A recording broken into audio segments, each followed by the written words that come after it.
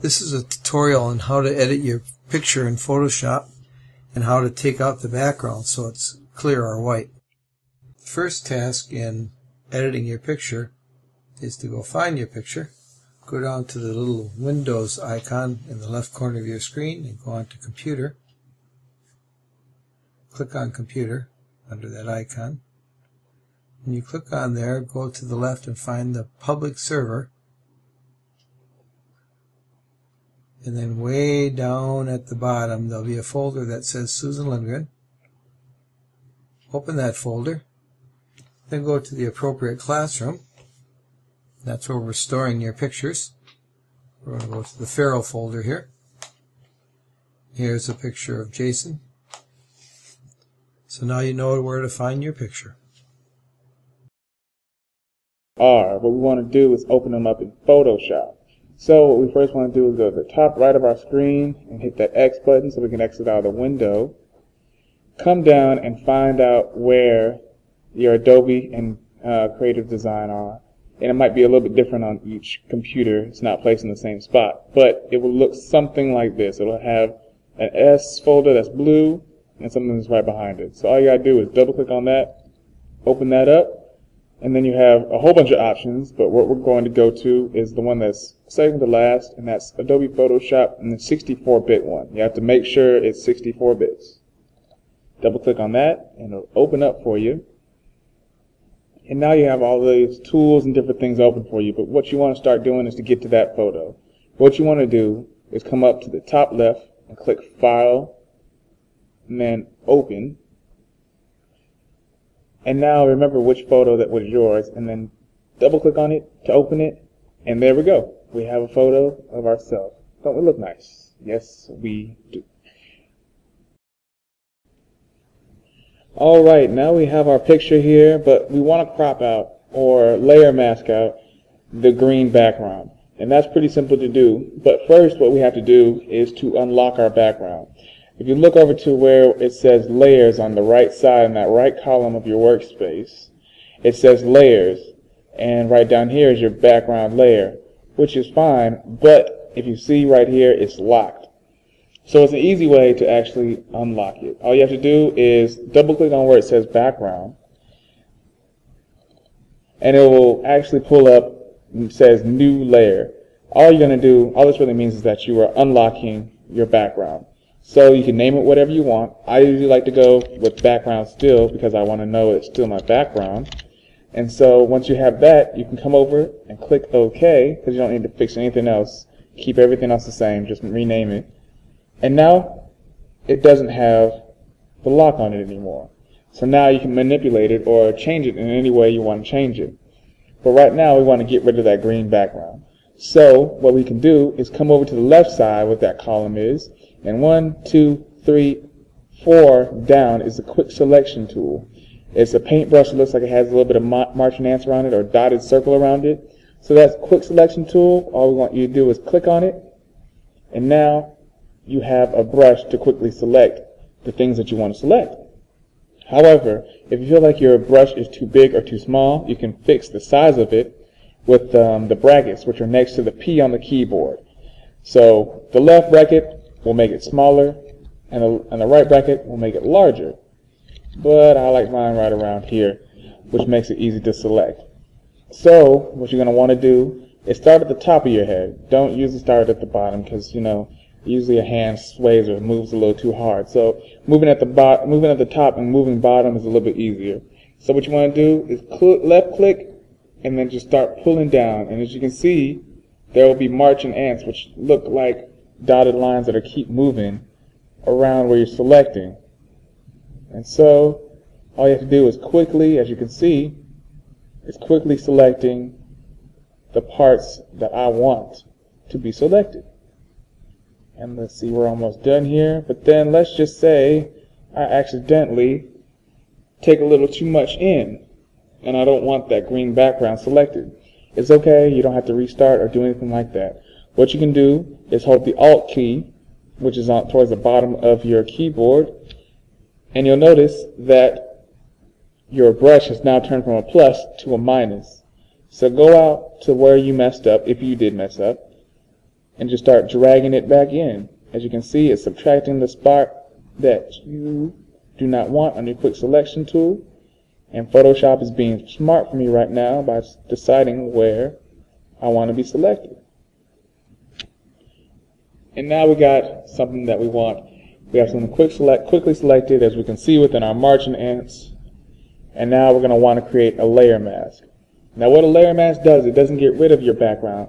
It only masks it away in case you want it for later. So all you have to do now is come down to the bottom, right where your layers were, but a little bit lower, to something that looks kind of like a digital camera or camera. And that's actually going to say add new layer mask. And what you're going to want to do is just click it, and boom, the green background went away. And then what you're going to want to do lastly is to make sure that once you have it, save as. And then what you want to save it as, make sure you name it correctly. And then once you name it correctly, come on down to where it says JPEG. And that's almost halfway down. And make sure you save it as a JPEG. Just make sure you just put your name in there, and I'm going to put mine in there. My name is Jason, so I'm going to make sure it's saved as Jason. And alright, once you do that, just hit OK, and you got it saved as a JPEG. And that's how you do that. So now that we have our picture layer masked out, and there we have the image that we want, we're going to want to add text to it to make sure that we can describe who we are. We're going to come up with 3 different words to describe ourselves, and I think I'm going to use creative, caring, and knowledgeable. What we're first going to do is come over to here with this little T, just click our text button, and then that allows us to have like a little mini cursor, and you can left click and drag it out. You're able to put any type of word in there that you want. Before you do, you can come over here and adjust the size, because you're usually going to start out about 12 point, and it's going to be really hard to see. So try and go up to about 72 point. So click on the drop down box and come down to 72 point, and you should be able to be fine from there. And you can also quickly just choose a color, but make sure not to have it at a weird high color that no one can really see. So just make sure to have it something that's really easy and legible. So what I'm going to start doing is typing out creative. And I like the way that looks, and I like the size of it. So what I'm going to do is keep it, but I'm going to come all the way up here and click this check mark button. Before you can do anything else, you have to make sure to click that check mark button, because you won't be able to do anything else. Once you click that, now it's permanent, it's set in. You can always change it, but now you can actually move it. So what you want to do is come up to the first icon on the left side, and that's your mover cursor tool. So you can start moving it to wherever you want. I can move it to the bottom, I can move it to the top. Once we have it where we want, we're good. But let's just say that we want it tilted a little bit, maybe a little rotation. So we can do that. So what we're going to do is go back up to edit, right next to file, up in the top left, come all the way down to free transform, about halfway down, and then you can just come right over, and you can see that once you come a little bit above a corner, not directly on, but a little bit above, it makes the arrows look like they're curving. It's a curved arrow, which stands for rotate. So once you click, left click, and start tilting it either to the left or to the right, it'll start moving with you. As you can see, that's as much tilt that I want, so maybe we just put it on my shoulder maybe, and make it look pretty cool. So come back up here again, and you see how the arrow's bent again. Come right there, and now you have it the way you want. And once you have it the way you want, make sure you come right back up to the top for the check mark box, and check it again. So now you've committed to that free transform. But remember, you can always change it by coming back up to edit and coming all the way down to free transform. But now that we have that one, let's move on to another one. How about let's try caring on this one. And then all I had to do was come back, click that T again, and I have the same text cursor. Click and drag it out. And then what Photoshop remembers is the settings that I had last time. So I don't have to come over here and fix it again. Have all the same point and the color. So all I got to do is type in Karen. And then once I got the letters that I want, go ahead and click that check mark again. And now I'm going to want to move it. So remember, come up to the cursor mover. And let's just say I want this to be close, somewhere close to my heart. Because it's Karen, right? So what we're going to want to do is once we get that, we're going to come up again to edit, free transform, slide a little bit, tilt it just a little bit, not as much as the one on my shoulder, but right around here. And then move it, and once I get it to where I want it, come right back up, click that check mark. Now we can do the last and final one, which is knowledgeable. And guess where I want that one? Just over my head. And see, yet again, it saves my savings from last time. My settings are all good. And then I'm going to put knowledgeable. And once I get that, click that check mark, click over here, slide it right down. I don't want that tilted because I want it just right straight over my head. And I have it the exact way I want it.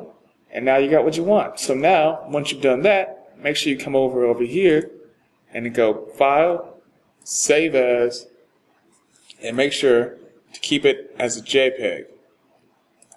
And once you see that you have that JSON, so maybe this one, maybe we do your first name and then with a 2. So let's say Jason space 2. And then make sure you click save. And then we got that again, hit OK. And it's saved. And that's how you put text in your picture.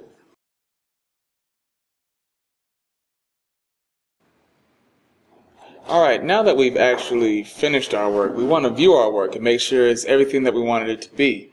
So, now that we've already saved out of Photoshop, we're going to just come up to the top right corner where that X is again and exit out of it. And just in case it asks if you want to save the changes, just hit that yes and click save. And just hit OK. And then we're going to exit out of this one too. And now we're back to the desktop. What we're going to want to do is come back down to that bottom left with that start screen that looks like a little flag. Open that up. Come back to computer again. And then we have our different options. And what we want to do is come back down to public. And then scroll down almost all the way right back to you guys' folder. Susan Lindgren. Double click on that and then make sure that you choose the right one. Double click and would you look at that? We have all different versions of our picture. You can double click and view each one. So you double click, you can see the one with your green screen on it. You can double click the next one over, which is the one that has everything cropped out and layer masked out. And then you have the even last one, the one with the 3 words that describe you. And once you're done looking at all those and viewing those, you can come right back up to the top right screen, click out, and then you're done.